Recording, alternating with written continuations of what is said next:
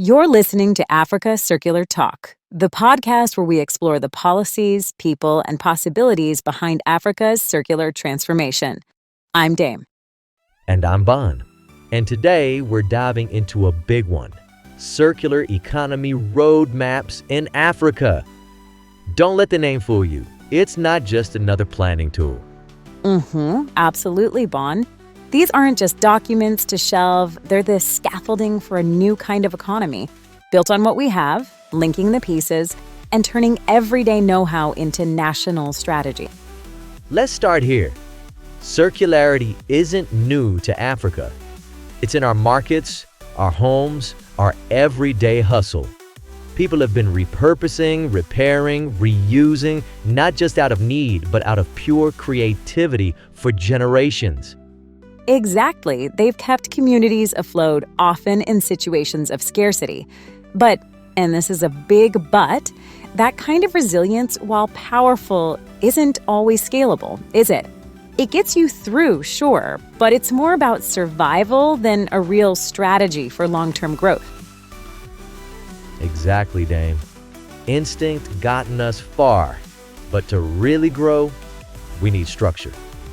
Not just roads, but policies, partnerships, and clear pathways.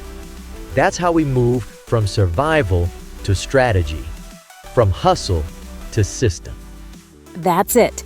Circular economy roadmaps help countries connect the dots across policies, sectors, budgets, ministries, all of it. It's like going from 5 jazz bands playing in separate rooms to a full coordinated symphony. Right, and that's when the African Development Bank stepped in and said, okay, let's build something solid, something African countries can actually build on. So through ACEF, the African Circular Economy Facility, they launched the National Circular Economy Roadmap Project. And of course, they didn't do it alone. They teamed up with ACEA, the African Circular Economy Alliance, Africa's platform for driving circular policy alignment. It's basically the political engine behind the continent's shift towards circular economy. Wow, exactly. When you got these two, ACEF and ASEA, working together, the NCER becomes the first real building block of a whole new economic architecture for the continent. Yes, definitely. Countries like Benin, Cameroon, Chad, and Ethiopia are already leading the charge, each shaping a roadmap that fits their own context. They're not just drafting documents, they're laying bricks, building something real. Wow, that's such a powerful way to put it, Dame. And true, this is about helping countries really take stock of their resource systems, align their policies, and build something investable like a pipeline for green industry and enterprise. This is strategy in motion. In a nutshell, these roadmaps are like each country's GPS for circular transition. No templates, no copy-paste, just bold, homegrown strategies built from the ground up. It's exciting stuff. And that's not all. It's all anchored in ACEF's 3 catalytic pillars, Dame. That's where the real engine kicks in, you know? Yeah, this isn't some one-track fix. It's a layered approach that brings policy, entrepreneurship, and continental collaboration together to drive real, on-the-ground impact. Wow, yeah. ACEF's the one pouring the concrete, ASEA's lining up the beams, and now you've got countries like Chad, Benin, Cameroon, and Ethiopia actually raising the walls. That's NCER in action. Okay, so now that we've unpacked what it is, it's just as important to see how the NCER fits into a much bigger picture. Like, this isn't happening in a vacuum. Definitely. And what's at stake here? It's big. Like, really big. Right now, Africa's standing at the edge of some major shifts. First off, the world's pulling away from that old model of growth that depends so heavily on raw resources. And that's not all, Bon. Second, Africa's youth boom. All that talent, it's a huge asset, just waiting to be tapped.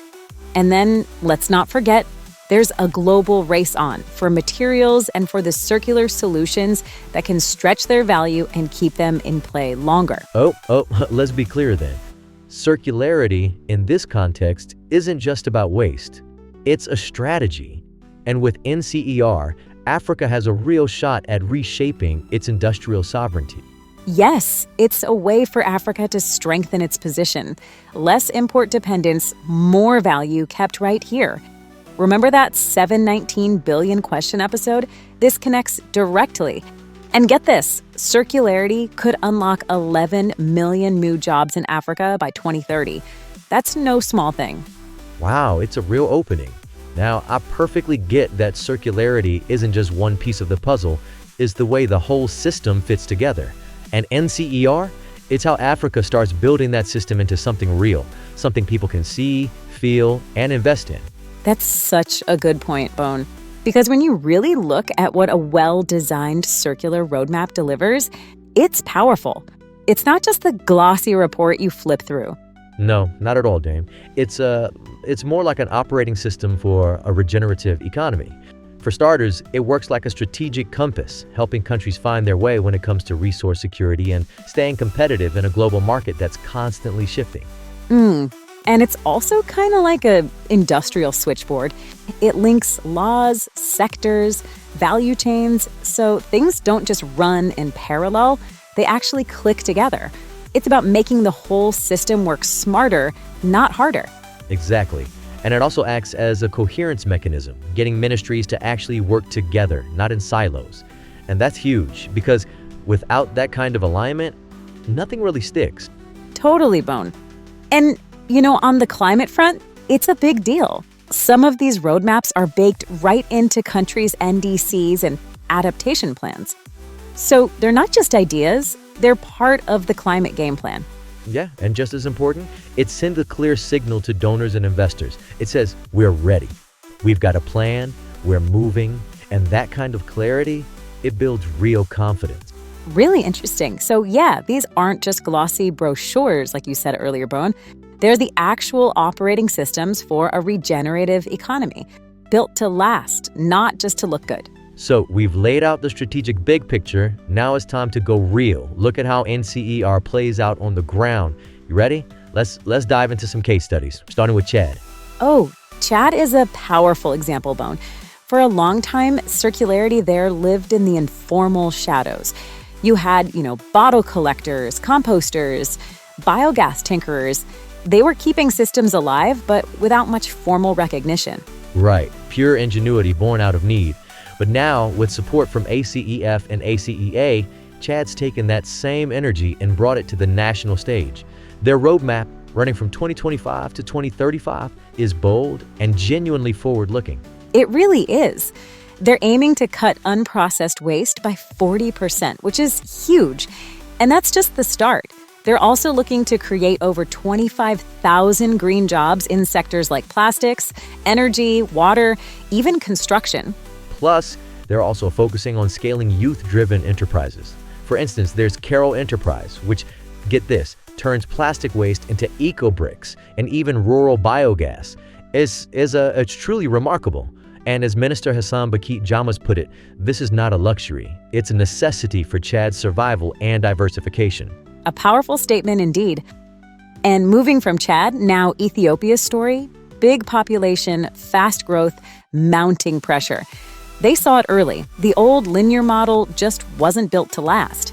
Too much waste, too little return. Absolutely. Circularity became the heart of their national planning. With NCER, Ethiopia didn't just write a roadmap, they flipped the script on how growth should actually work. Yeah. And what's striking is their roadmap is fully part of their 10-year national plan. It zooms in on key areas like circular textiles, regenerative agriculture, and sustainable materials. And that's 69% emissions cut by 2030. That's no small move. It's bold and it shows they're serious. I've gone through the whole thing, Dame, and it's impressive. It's not fluff. It's detailed, grounded, and built for action. You can tell they're not just dreaming big, they're planning smart. So, yeah, these aren't just one-off projects, are they? They're real shifts in how these countries think about development, more sustainable, more future-ready. Honestly, it's inspiring to see that kind of vision taking root in Africa. You know, hearing about Chad and Ethiopia really puts things in perspective. These aren't just one-off stories. There's steady support behind them, helping turn ideas into real progress. Exactly, Bon. And that engine, it's really the way ACF and ACEA work together. That partnership is what makes NSERS so compelling. It's not just the roadmap itself, it's the machinery behind it that keeps it moving. ACF, as the bank's circular economy facility, is kind of like the starter engine. It gets things moving. It brings in that catalytic funding that helps turn ambition into something real, something bankable and ready for investment. Exactly. And then there's ACEA, the political and policy platform. They make sure country efforts don't stay isolated. They help scale them up, align them, and turn them into something bigger. A shared continental agenda. It's all about collective action, really. So together, these two enable countries to really design their own growth trajectories. They can export circular solutions, not just raw materials, and tap into green capital on African terms. It truly is. NSER isn't about copying global models. It's about shaping Africa's own industrial future, and crucially, building it brick by brick, tailored to each country's unique context while connecting them continentally. And that, I think, brings us to something big, Dame. This isn't just a project, it's a real turning point for the continent. Absolutely, Bon. Africa is truly writing its own playbook. NSER is the foundation, and ACF and ACEA, they're the architects, the builders, putting up the scaffolding for something lasting. Indeed. From Chad to Ethiopia, like we've talked about, this isn't just about writing policies, it's about shaping a new way forward. But hey, let's save that for another episode. Absolutely, Bon. Thanks for tuning in to Afri Circular Talk. Subscribe and follow the African Circular Economy Alliance to stay connected with the entrepreneurs, ideas, and insights shaping Africa's circular future.